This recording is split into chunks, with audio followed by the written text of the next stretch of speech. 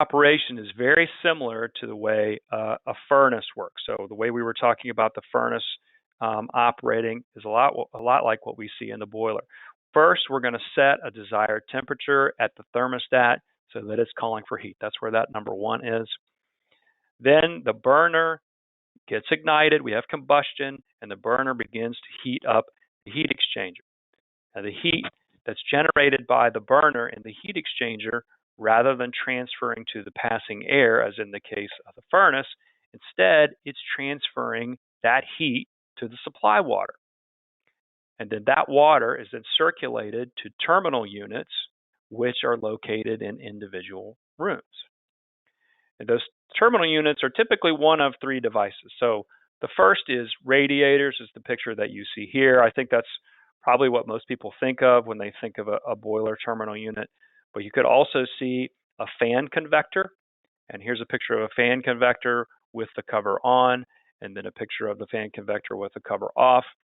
Now, these devices use a combination. So they have forced air. So there's a blower in this terminal, and it blows across a coil that has that hot water running through it. And as a result, these fan convectors are several times more efficient than plain old radiators, and they provide more even heating across the room. So if you think about it, for radiators sitting in a corner, it may be cold on one side of the room, but not on the other. In the case of these fan convectors, it blows that heat throughout the room. Then the last type of terminal unit would be a radiant heat system, and those are most often used to heat floors via these plastic tubes that you see here.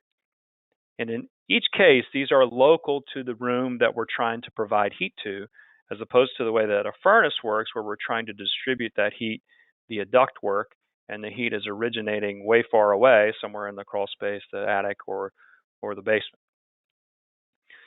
So once that water has transferred the heat to the room, the heat leaves those water pipes, and that water returns to the boiler for reheating.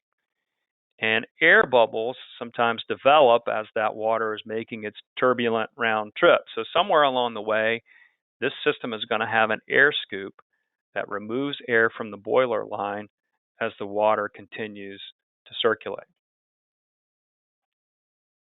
Lastly, at least in modern systems, you will see that boilers will have an expansion tank. You can see it up there. That's number 5 at the top of that schematic. This thermal expansion tank sort of helps us control the pressures and the pressure changes in the system. So as you probably know, the pressure of the system fluctuates as the temperature of the water changes. So when you heat water up, you raise the pressure of that water.